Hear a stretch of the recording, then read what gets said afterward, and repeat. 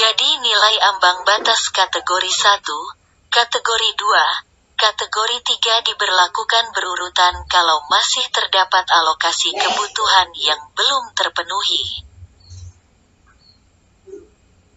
C. Jika nilai sebagaimana dimaksud dalam huruf B masih sama. Penentuan kelulusan akhir didasarkan pada nilai wawancara yang tertinggi. D. Jika nilai sebagaimana dimaksud dalam huruf C masih sama. Penentuan kelulusan didasarkan pada usia pelamar yang tertinggi.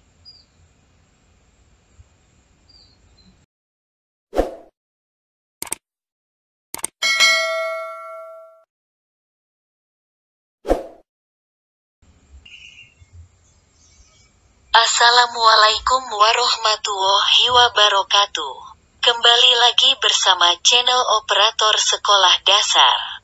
Mari kita simak bersama ketentuan perengkingan atau penentuan kelulusan akhir seleksi kompetensi 2P3K Guru berdasar keputusan Menpan RB nomor 1169 tahun 2021.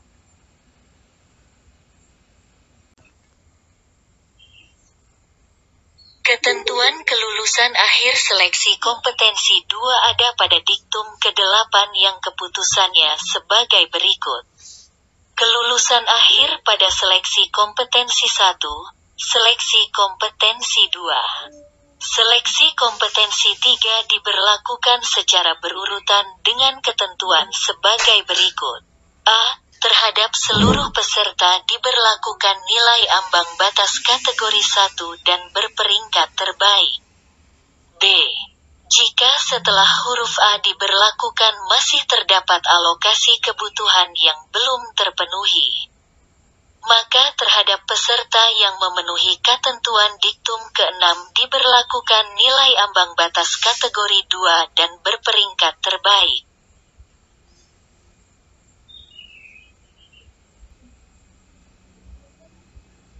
C.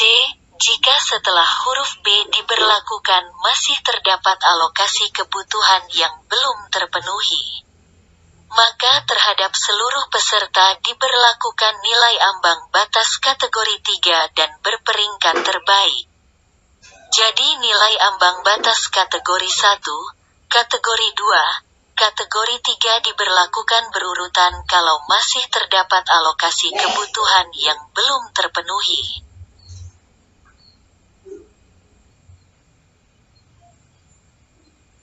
Jadi perengkingan diawali dengan mencari peserta yang mencapai semua nilai ambang batas kategori 1 setiap kompetensi. Guru kelas TK kompetensi teknis 260, manajerial dan sosial kultural 130. Wawancara 24. Guru kelas SD kompetensi teknis 320. Manajerial sosial kulturan 130. Wawancara 24. Untuk kompetensi teknis yang digunakan adalah nilai yang sudah mendapat afirmasi. Kemudian dijumlah untuk mendapatkan peringkat terbaik yang mengisi alokasi kebutuhan.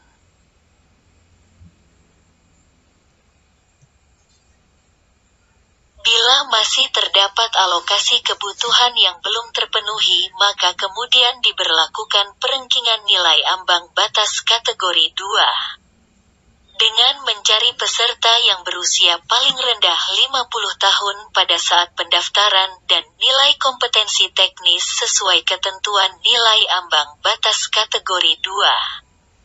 Guru kelas TK kompetensi teknis berapapun termasuk memenuhi nilai ambang batas. Manajerial dan sosial kultural 110. Wawancara 20. Guru kelas SD kompetensi teknis berapapun termasuk memenuhi nilai ambang batas. Manajerial sosial kulturan 110. Wawancara 20.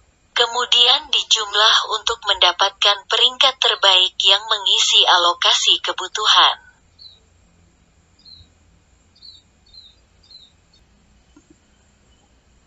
Bila masih terdapat juga alokasi kebutuhan yang belum terpenuhi, maka kemudian diberlakukan perengkingan nilai ambang batas kategori 3 untuk semua peserta. Guru kelas TK kompetensi teknis 210. Manajerial dan sosial kultural 130. Wawancara 24. Guru kelas SD kompetensi teknis 270. Manajerial sosial kulturan 130. Wawancara 24.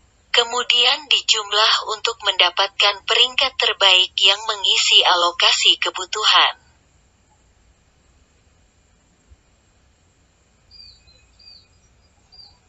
Pada setiap kategori, baik kategori 1, kategori 2, dan kategori 3, bila jumlah nilai akhir yang diperoleh peserta sama, sesuai pasal 30 ayat 2 Permenpan RB nomor 28 tahun 2021, dan pasal 29 ayat 4 Permenpan RB nomor 29 tahun 2021, penentuan kelulusan akhir secara berurutan didasarkan pada A. Nilai kompetensi teknis yang tertinggi.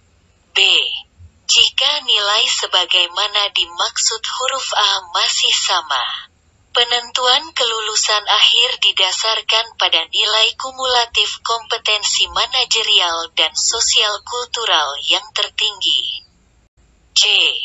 Jika nilai sebagaimana dimaksud dalam huruf B masih sama, penentuan kelulusan akhir didasarkan pada nilai wawancara yang tertinggi. D. Jika nilai sebagaimana dimaksud dalam huruf C masih sama, penentuan kelulusan didasarkan pada usia pelamar yang tertinggi. Sekian informasi yang dapat saya bagikan. Semoga bermanfaat. Tetap semangat untuk belajar, agar bisa menjadi aparatur sipil negara. Wassalamualaikum warahmatullahi wabarakatuh.